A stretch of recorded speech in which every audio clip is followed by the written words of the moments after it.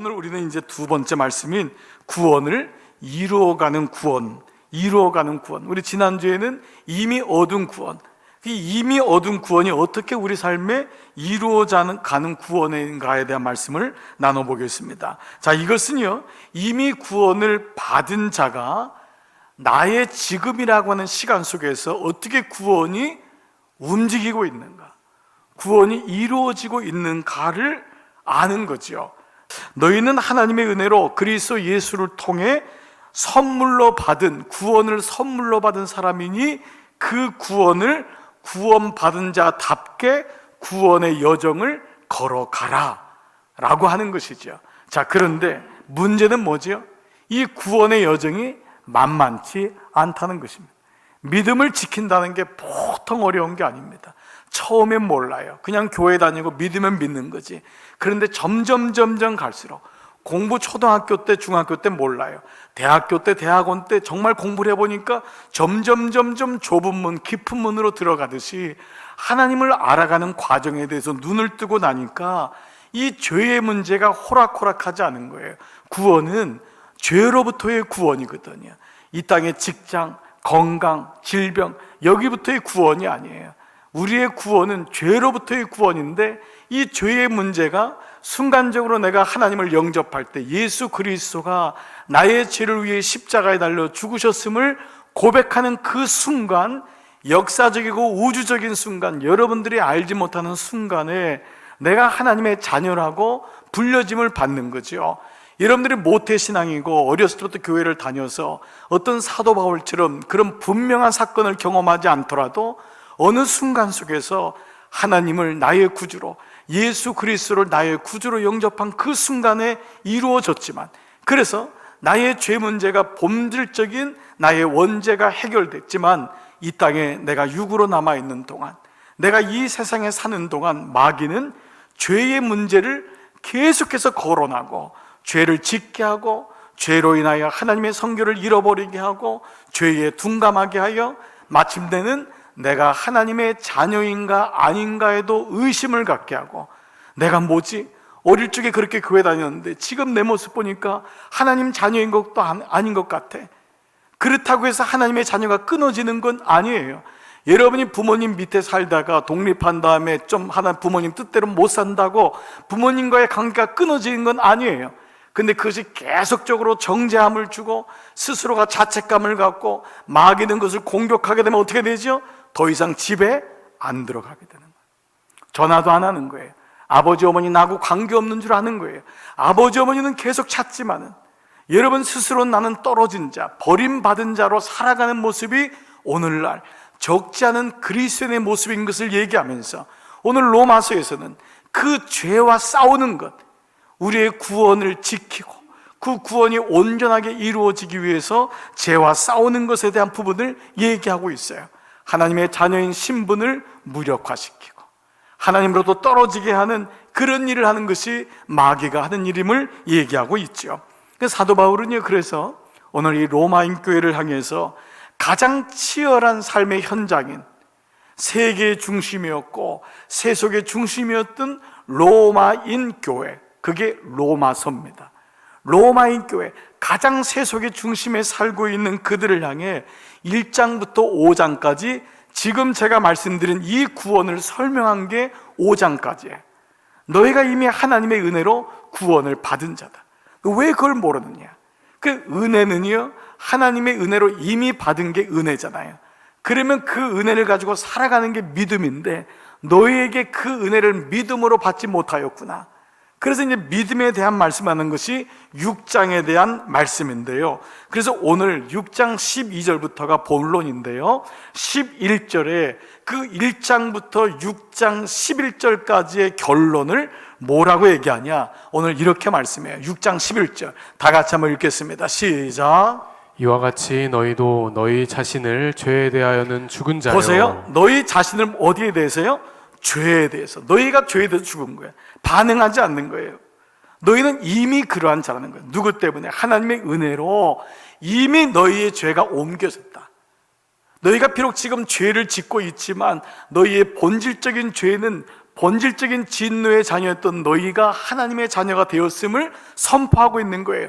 그래서 너희 자신을 죄에 대하여는 죽은 자요 그리스도 예수 안에서 하나님께 대하여는 살아있는 자로 여길지어다. 이게 뭐냐? 믿을지어다.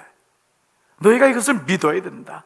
하나님 말씀이다. 십자가 사건이 우리가 아직 죄인 됐을 때에 그리스도께서 우리를 위하여 죽으시므로 이 사건이 너에게 임했다. 이것을 너희가 여길지어다, 믿을지어다. 이 말씀이 6장 11절까지 말씀이에요. 그러면서 12절부터가 뭐냐 하면 너희는 이제 이미 받은 그 은혜를 가지고 믿음으로 너희의 구원의 길을, 여정의 길을 걸어가라.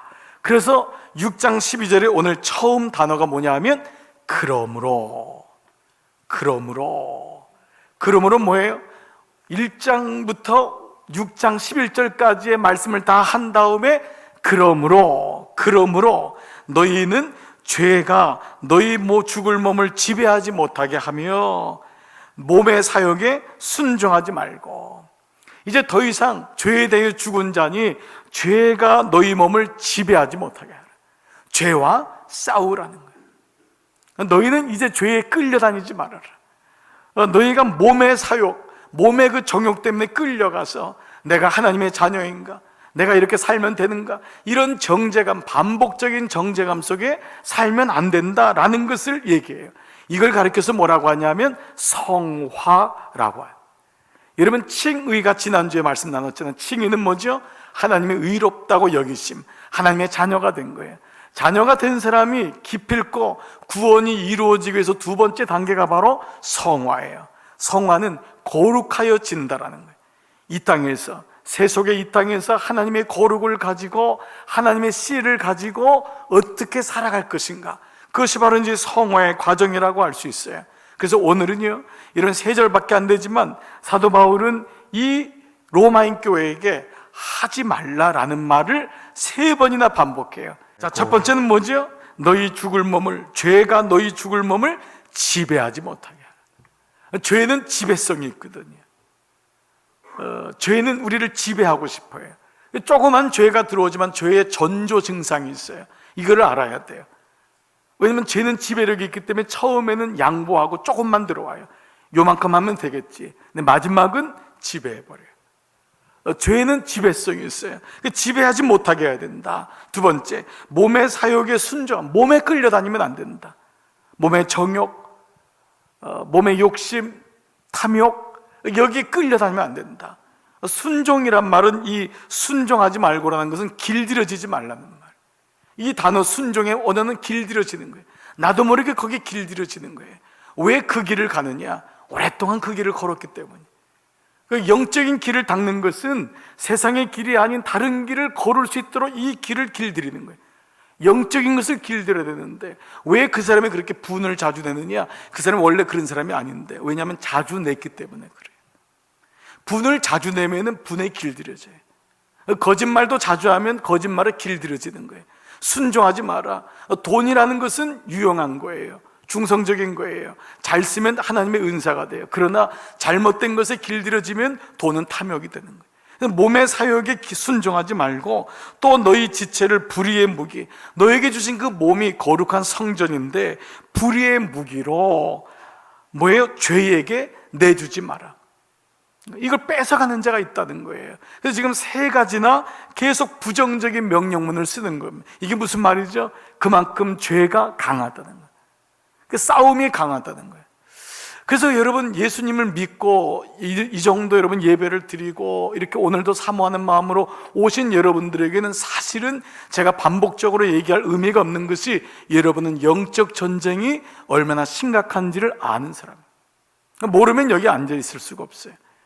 여러분들이 무심코 왔다 하더라도 그 마음속에는 내가 이렇게 살면 안 되지, 하나님의 뜻이 있는데, 이런 마음이 있는 거예요. 그런데 13절 말씀이 중요한 본문 말씀이에요. 13절 한번 다 같이 한번 크게 한번 읽을게요. 시작. 오직 너희 자신을 죽은 자 가운데서 다시 살아난 자 같이 하나님께 드리며. 첫 번째, 너희 지체를 의의 무기로 하나님께 드리라. 드리라가 몇 번 나오죠? 2번 나오죠. 여러분 우리나라 성경 말로 된 성경 보면 똑같이 현지형인데 이 원어적으로는요 시제가 달라요. 이 말씀이 뭐냐? 자, 다시 한번 봐보세요. 너희 자신을 드리는데 너희 자신을 죽은 자가 온 듯 다시 살아난 자 같이. 이건 뭐예요? 내가 이미 구원이 왔을 때 이미 우리는 살아났잖아요. 그러니까 이 말은 뭐냐면 너희가 이미 살아난 것 같이 하나님께 드린 바 된 것 같이, 너희가 이미 하나님께 너희 몸을 드린 바 된 것 같이 라고 하는 우리의 이미 받은 구원을 확증하면서 두 번째, 그러므로 너희 지체를 의의 무기로 하나님께 다시 드려라. 그 첫 번째 뭐냐면 하나님이 그렇게 선포하신 거예요. 너는 내 거야 라고 말씀하신 거예요. 이게 이미 얻은 구원이에요. 그러면 오늘 우리가 이루어야 할 구원은 뭐냐면 그것을 보여주라는 거예요. 그것을 너의 삶에서 그 구원이 어떻게 이루어지고 있는지를 보여주라는 거예요. 그래서 오늘 이 말씀의 시제가 다르다는 것을 보여주고 있죠. 자, 그런데 그 구원을 이루는 대상이 뭐죠? 바로 너희 지체를, 몸이라는 거예요. 너희 마음이 아니에요. 너희 지체를, 너희 몸을 그렇게 드리라는 거예요. 자, 여러분 이 말씀은요 당시 로마 교회를 비롯한 초대교회에 들어왔던 다른 복음, 거짓 복음을 사도 바울이 은연중에 지적하는 아주 중요한 본질적인 말씀이에요. 그 당시 교회에 들어온 이단이 있었는데 뭐냐면 나는 그냥 믿으니까 구원받아, 나는 예수님 믿어, 그리고 나의 삶에 대해서는 묻지 마. 이게 고린도 교회와 초대교회에 있었던 부분이었어요. 교회 온 걸로 됐지 뭐, 내 삶은 묻지 마. 많은 사람들은 오늘날 현대교회도 여러분 이 같은 분위기가 있어요. 그분이 교회에 왔지만 온 것으로 고마워해요. 그리고 더 이상 삶에 대해서 묻지 말라는 거예요. 목사님 묻지 마세요. 내가 알아서 살을게요. 이것이 고린도 교회와 초대교회에 있었던 바로 영지주의였어요. 영적이면 되지 뭐, 내가 영적으로 구원받았으면 된 거 아니야? 내가 모태신 아니고 어릴 때부터 교회 다녔어, 나는 구원받은 사람이야, 그게 아니라도 나는 천국 가, 그러면 됐어. 이게 영주주의인 거예요. 그런데 영주주의에 반하는 하나님 말씀 뭐냐면 너희 몸을 드리라는 거예요. 너희 삶으로 구원을 이루라는 거예요. 그래서 우리가 이 말씀과 연계되는 말씀이 로마서 12장 1절 말씀, 다 같이 한번 시작. 그러므로 형제들아 내가 하나님의 모든 자비하심, 이거 뭐예요? 모든 자비하심은 이게 이만큼 중요하다는 건데 그 다음 말씀이 뭐냐면 너희 몸을, 여러분의 마음이 아니에요. 여러분의 마음을 드리는 게 아니에요. 여러분 오늘 이 시간 우리가 몸이 와서 예배를 드리니까 오늘 예배도 은혜가 되고 이것이 되는 거예요. 부득불 지금 온라인이라고 하는 예배가 있지만 사실 온라인 예배라고 하는 말은 없어요. 우리가 부득불 코로나 때문에 지금 의료진에 있거나 연약하거나 감염되거나 이런 분들의 위험성이 있는 분들을 위해 만든 것이 비대면 예배지 본질적으로 그런 예배의 단어는 없어요. 온라인 예배는 이번에 만들어진 단어이지 온라인 예배라는 말은 성경에 아무리 뒤져봐도 없어요. 물론 옛날에 쓰여졌다 하더라도 그건 뭐냐면 몸으로 예배를 드려야 되는 거예요. 그러니까 너희 몸을 하나님이 기뻐하시는 거룩한 산 제물로 드리라. 이는 너희가 드릴 다 같이요 영적 예배니라. 뭔가 대치되지 않아요? 영적 예배면 영으로 드리라고 할 텐데 영적 예배인데 몸을 드리라는 거예요. 몸은 뭐예요? 삶으로 그것을 드려야 된다는 거예요. 여기 아주 중요한 영적 원리가 있어요. 바로 죄와 몸의 상관관계입니다. 죄와 몸의 상관관계예요. 즉 영적인 세계와 물질 세계는 아주 밀접한 연결을 가지고 있습니다. 그 사람이 영적인 세계가 바로 잡히면 물질적인 세계, 몸의 세계, 돈의 세계, 권력의 세계, 세속의 세계에서도 질서가 잡혀요. 반면 똑같이 세속의 세계의 질서가 잡히지 않으면 이건 영적인 세계도 세워지지 않아요. 그래서 몸과 죄 사이에는 십자가가 있어야지만이 여기에 온전한 구원이 이루어짐을 말씀하고 있는 거예요. 나는 구원받았으니까 나는 내 마음대로 살 거야. 내 몸인데 뭐 내 마음대로 하면 어때? 여러분 절대 그렇게 하나님이 만들질 않았어요. 그래서 육이 손상되면 영이 손상돼요. 그러니까 영이 회복되면 육을 보호할 줄 알게 돼요. 이것을 같이 가도록 상관관계를 그렇게 만들었던 거예요. 그래서 사도 바울이 고린도 교회에서 너희는 너희 몸이 성전인 것을 알지 못하느냐, 왜 너희 몸을 창기의 몸으로 만드느냐. 때로 우리 몸이 그렇게 힘들어지고 때로는 유린당하기도 하고 때로는 쾌락에 끌려가는 것이 육체의 약함이에요.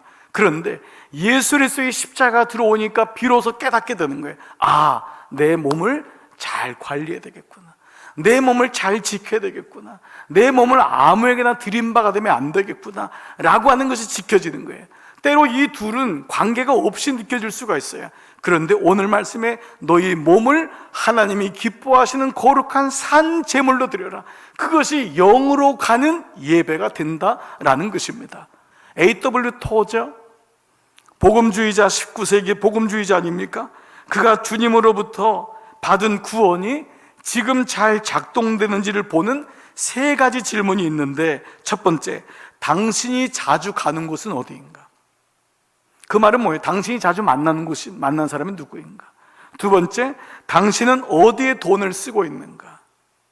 세 번째, 당신의 진짜 기쁨은 무엇인가?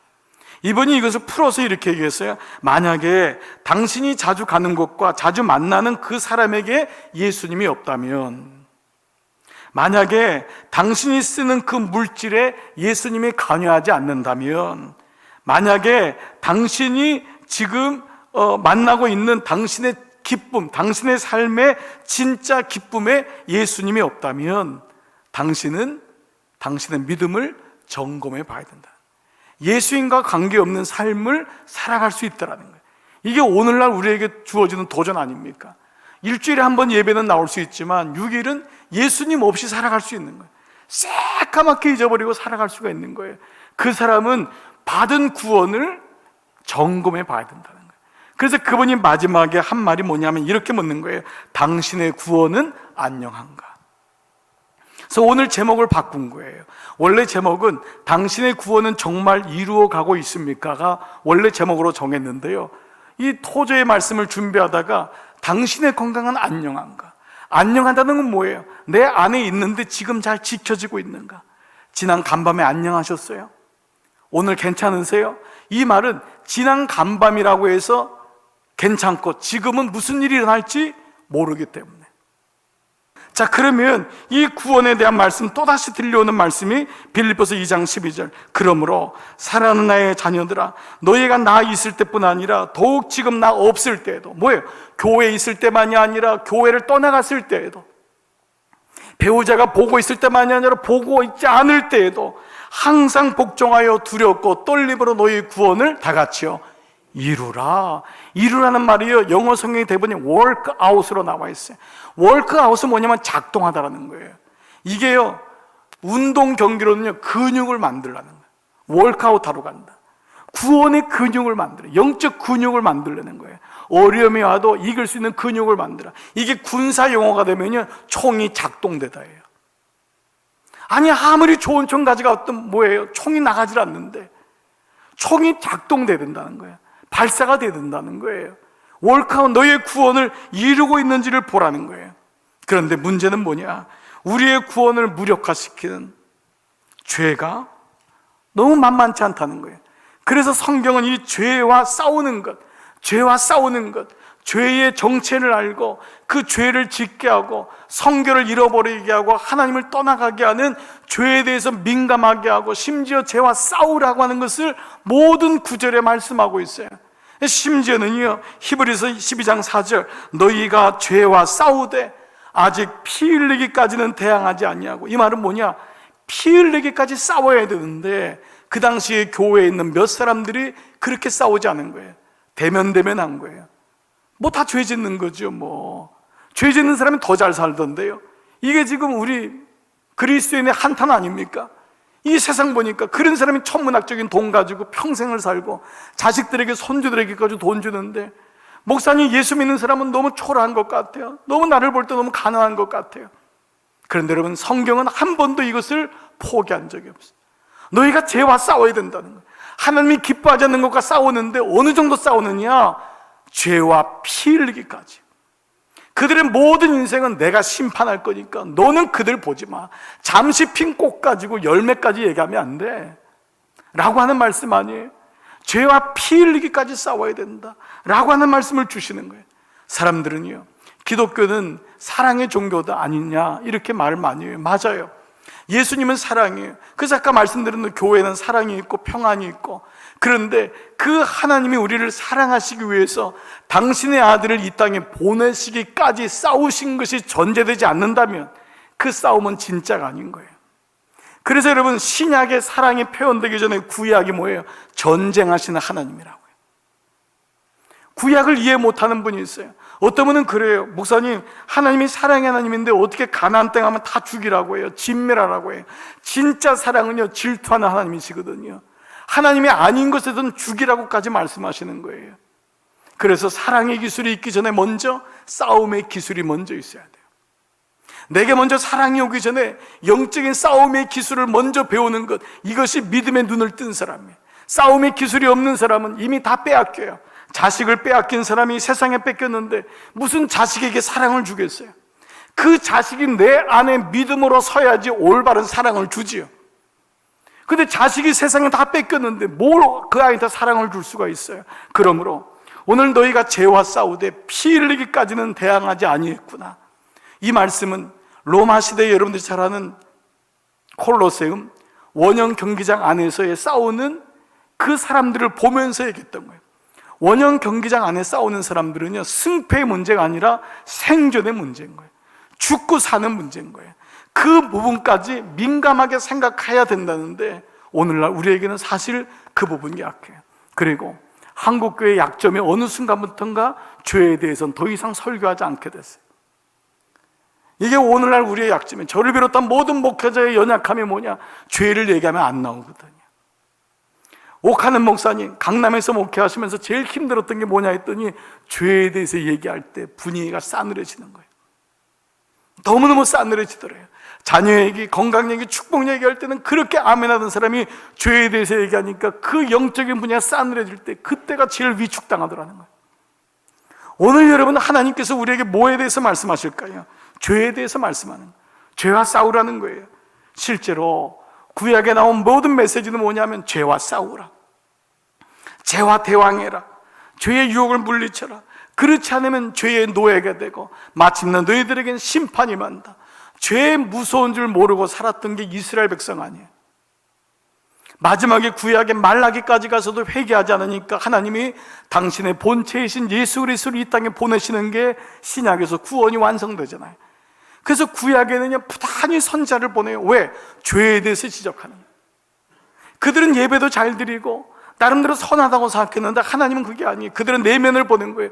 오늘 이 구원을 지키는 것, 구원을 받은 것, 내가 어머니 씨로부터 아버지 씨로부터 구원을 받은 것도 구원을 얻은 거예요.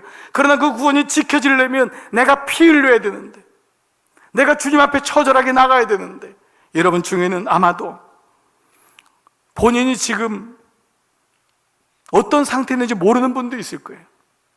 그리고 뺏겼는데도 모르고 사는 분도 있을 거예요. 그렇기 때문에 오늘 당신의 구원은 안녕한가? 오늘 우리 스스로를 돌아보면서 하나님 말씀 앞에 겸허의 허리를 동이는 마음이 필요한 줄 믿습니다. 여러분, 성령님이 우리 목자 아니세요?